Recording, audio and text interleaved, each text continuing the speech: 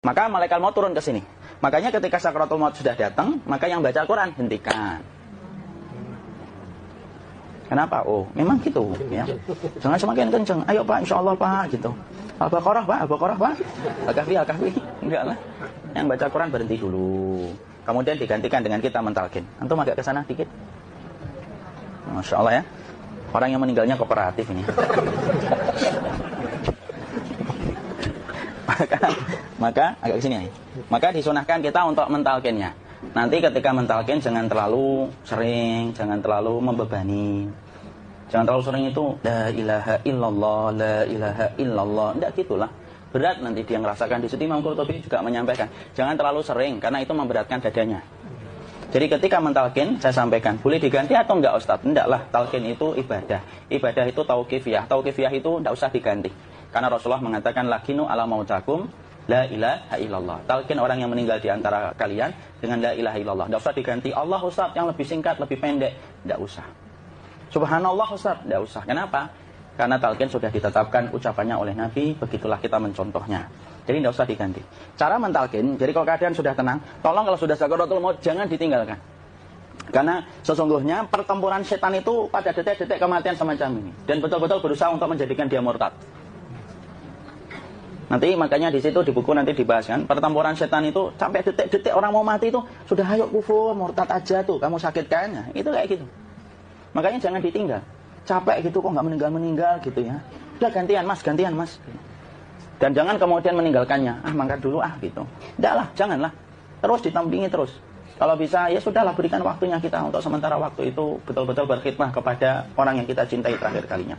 Cara kita kemudian mentalkin adalah yaitu adalah di sebelah kanannya la ilaha illallah. Biarkan dia mencerna dulu, tidak usah buru-buru kemudian kita langsung nimpali lagi. Dia mencerna dulu sambil kita doakan, peluk ya Allah dimudahkan gitu. Kalau ada orang yang bisa ngucapin la ilaha illallah itu siapa yang memberikan itu? Ustaznya memberikan kekuatan Allah, Pak. Karena ngomong aduh aja sudah tidak mampu.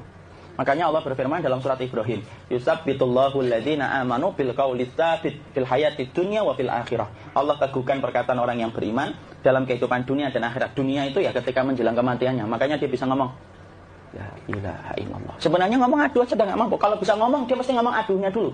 Tapi Allah yang menggerakkan. Ngomong la ilaha illallah. Makanya mangkana akhiru kalamihi la ilaha illallah dakhalal jannah. Barang siapa akhir kalamnya itu adalah la ilaha illallah, pasti masuk surga. Makanya kita lagi la ilaha illallah. Dah, cerna dulu. Enggak usah minta diburu-buru ya. Enggak usah gini. Ayo la ilaha illallah. Ayo.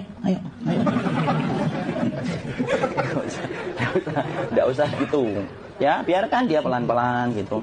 Ayo tapak ya Allah capek saya Pak. Enggak usah. Ya ucapkan la ilaha illallah. Kemudian dia mencerna. Lalu kalau dia sudah mengatakan, untuk mengatakan la ilaha illallah. Nah, kalau sudah mengatakan la ilaha illallah, berarti sudah. Enggak usah ditalkin lagi, enggak usah. Enggak apa-apa, biarin aja. Dia di situ aja. Kecuali dia ngomong lagi dan enggak usah diajak ngomong, alhamdulillah ya Pak, ya Allah gitu. Terus dia jawab, alhamdulillah. Itu berarti ucapan terakhirnya alhamdulillah. Atau ketika habis ditalkin la ilaha illallah dia ngelihat air. Nah, itu berarti ucapan terakhirnya air. Talkin lagi. Enggak usah marah. Aduh Pak, minta air. Mau minta air nanti aja dikubur gitu loh. Jangan gitu. Biarin aja, jangan kemudian setelah la ilaha illallah. La ilaha illallah. Terus, ayo tutup awas ya ngomong lagi ya. Enggak usah itu juga. Maka kemudian setelah la ilaha illallah sudah. Enggak usah diajak ngomong gitu. Terus kemudian enggak usah ada anaknya perempuan. Ya Allah Pak, sudah bisa ngomong la ilaha illallah gitu. Cukup dalam hati alhamdulillah gitu. Diam kita dengerin gitu. Disitulah nanti biasanya detik dia terakhir. Dia nanti ngeliat di sini Pak. Prosesnya itu nanti kaki langsung sebagian jempol dingin dia. Kaki, telapak kakinya langsung kalau kita ginikan dingin kayak kaki yang kena AC langsung. Kemudian dia langsung ningkup gini. Dikit dia, mulai kaku dia. Atau kalau enggak, gini dia. Langsung kayak jatuh. Kayak kepala nanti yang paling terakhir. Kepala itu pasti ada gerakannya Pak. Ini meninggal itu. Pasti gitu. Pasti gitu. Karena apa? Sudah tidak ada beban ruh yang menahannya. Ya, cabut ya. Set pelan. Maka kemudian malaikat itu. Tapi tetap sakit lah. Walaupun dikatakan ringan, tetap sakit. Maka kemudian sakit gitu. Ngelewatin sini. Jantung kemudian sudah tidak berfungsi. Kemudian ginjal Pak, ngelewatin ginjal tidak berfungsi. Bapak bayangkan kan, kalau yang pernah sakit batu ginjal Pak, sepakat nggak kalau kita batu ginjal itu sakitnya luar biasa Pak? Itu baru titik batu kecil di ginjal. Kita bisa bayangkan tiba-tiba ginjal tidak berfungsi. Sakitnya kayak apa, Pak? Tiba-tiba ginjal nggak berfungsi, pankreas naik, kemudian tek jantung. Jantung ini dia masih hidup dia, di sininya masih hidup walaupun jantungnya udah berhenti. Naik, kemudian mata dia ngelewatin mata. Organ tubuh yang paling setia sama ruh itu mata. Maka kemudian mata dia ngelihat dia, ngelihat set keluarnya, set naik dia. Ya dilihat ini sama dia. Makanya Rasulullah mengatakan innar ruha idza qubida tabi'ahul basar. Ruh itu kalau dicabut, mata itu ngikutin kemana perjalanan ruh itu. Makanya ada yang meninggalnya gini. Ya itu bukan tanda su'ul khatimah. Itu tanda fitrahnya mata ngikutin ruh. Atau kemudian bukanya sedikit. Ada yang kayak senyum, Pak. Ada yang kesini keringetan. Nah, itu tanda husnul khatimah. Ada yang senyum. Jadi sakitnya setelah selesai itu plong gitu loh. Makanya kemudian ada yang tersenyum. Maka itu tanda. Kalau kita ngelihat orang yang membuka mata kayak gini, tidak usah takut. Cepat-cepat kemudian kita nanti tutup. Biasanya kalau terlalu lama, itulah yang menjadikan ini tidak bisa ditutup. Makanya harus pakai kapas akhirnya. Karena apa? Karena pas meninggal nggak langsung ditutup. Biasanya karena perawat takut, dokternya juga nggak tahu itu, dibiarin itu. Makanya ada beberapa mata yang ditutup pakai tensoplas kan? Sebenarnya kalau langsung bisa nutup dia, fitrahnya nutup mata itu. Jadi kemudian kita baca Allahumma firlahu warhamhu wa'afihi wa'fu'an wa bismillah wassalatu wassalamu ala rasulillah, tutup. Bismillah. Tidak usah takut. Kecuali buka lagi ya, ini baru kita kabur bareng. Kalau buka lagi Pak, insyaallah Pak, ya Allah ya kita kabur bareng-bareng Pak. Diusap Pak, diusap ini.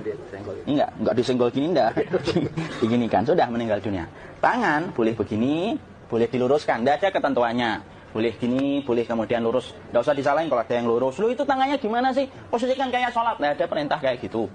Jadi kemudian dikondisikan saja terus, maka kemudian dipijit-pijit, akiknya dikeluarin, kemudian jamnya dilepas, gigi palsunya dilepas kalau ada, ya. Kemudian apa setelah itu? Coba buku. Kemudian kalau bisa awal-awal, kemudian taruh buku atau sesuatu yang agak berat di perutnya ketika baru meninggal dunia. Kenapa kemudian ditaruh kayak gini? Bukan apa-apa, supaya membantu sisa-sisa pencernaan dia untuk keluar. Nanti Pak, biasanya kalau kita taruh agak yang berat gini, atau kemudian kita gini-gini kan. Ini udah makan belum, Mafi? Udah makan belum makan, kok udah gede ya? Maka pencet-pencet kayak gini, biasanya nanti ketika dimandikan, nah pas dimandikan diginikan saja. Nah ini dia sudah keluar di belakang, dia gini. Terus nanti keluar dia. Nah ini keluar langsung di belakangnya. Dan memperlakukan orang kalau sudah meninggal dunia itu yang lembut gitu. Kenapa? Inna kasra admil mayyiti kakasri admil hayyi. Mematahkan tulangnya ketika orang sudah meninggal dunia itu lebih dia rasakan sakit ketika mati daripada ketika masih hidup. Tuh Islam itu sampai sama orang mukmin itu kalau sudah meninggal aja sampai selembut itu. Kok hidup kasar itu kebangetan dia jadi orang itu.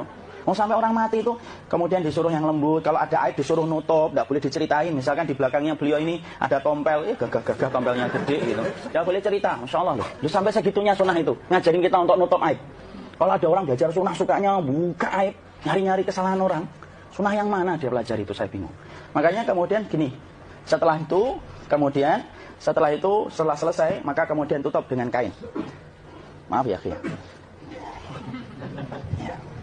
Ya, nanti kalau nggak kuat nafas ngomong ya.